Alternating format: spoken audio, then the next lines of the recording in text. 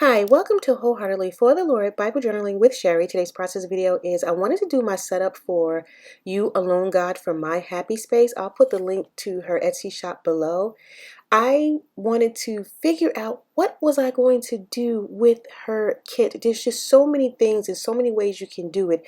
In her video, Sonia, she made a book out of hers. I still don't know what I want to do, but I decided this time that I would make this into a little, how would you say, fold over kind of flip card thing. And as you can see, there are scripture references here, and the way I'm going to have it displayed on my desk is I can just flip it over and have a specific verse displayed, and I can meditate on it or see it every day and kind of focus on it. And then if I feel moved to write about it in a journal or Bible journal it, then I can do it. So I wanted to show you some of the things that I'll be using.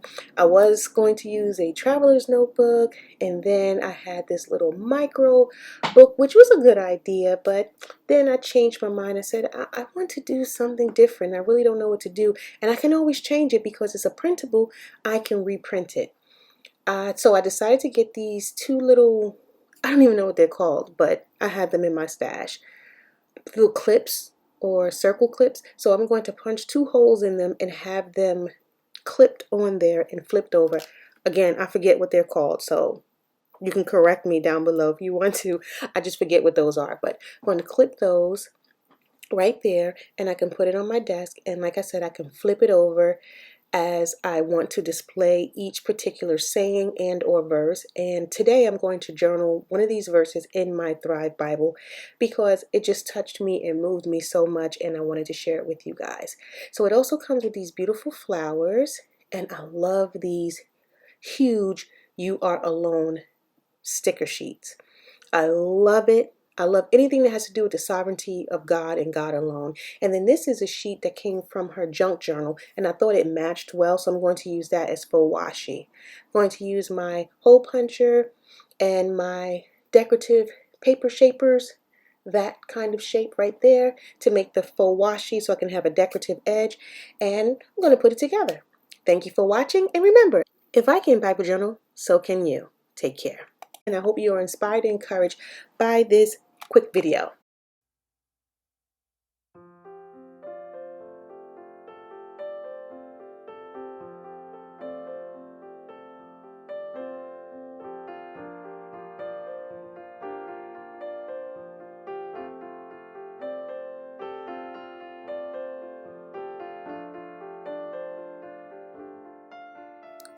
Okay, now I'm preparing my elements to do my entry in my Thrive Bible, and this is Psalm 142. The key verse is verse 3, but I'm going to read the entire psalm. I'm reading in a New Living Translation, and it reads, verse 3 reads, "When I am overwhelmed, you alone know the way I should turn." The whole entire psalm is 7 verses, but the psalm has to do with the time that David was in the cave running from Saul, and all of Saul's armies and his enemies were up against him, and David was just overwhelmed. And what stuck out to me was that in verse 2 it says, "I pour out my complaints before him and tell him all my troubles." And that word complaints stood out because immediately when I won't say we, I'll speak for myself, when I think of complaints, I think of something that is said when someone is dissatisfied with something. And that is like the textbook definition of complaint. But we know that biblical words mean something different because of the language that it was written in at the original time, Hebrew, Aramaic, or Greek. And when I looked up the Aramaic root word or word for complaint, it meant utterance, prayer, talk, like a supplication, a meditation. And then at the very end it had the word complaint, but it's more like a lament. David wasn't just complaining or making his grievance made known to the Lord. No, it wasn't that. He was pouring out his heart to the Lord because the Lord alone is the only one who can help him in this situation. And right at that moment, there wasn't an immediate deliverance, but he needed that peace. And we can always go to the Lord and express ourselves to him when we are in danger, when we are afraid, when we are overwhelmed, when things just overtake us and it's just too much for us to bear. He alone is our peace. He alone is our rescuer. He alone is our salvation. And I was so blessed by it.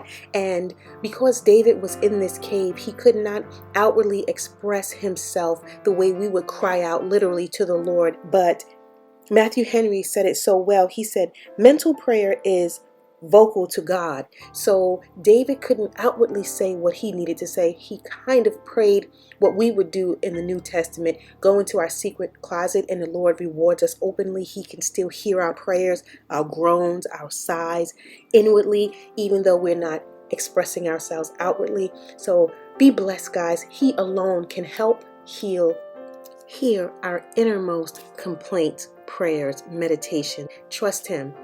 You alone, God. Take care, guys.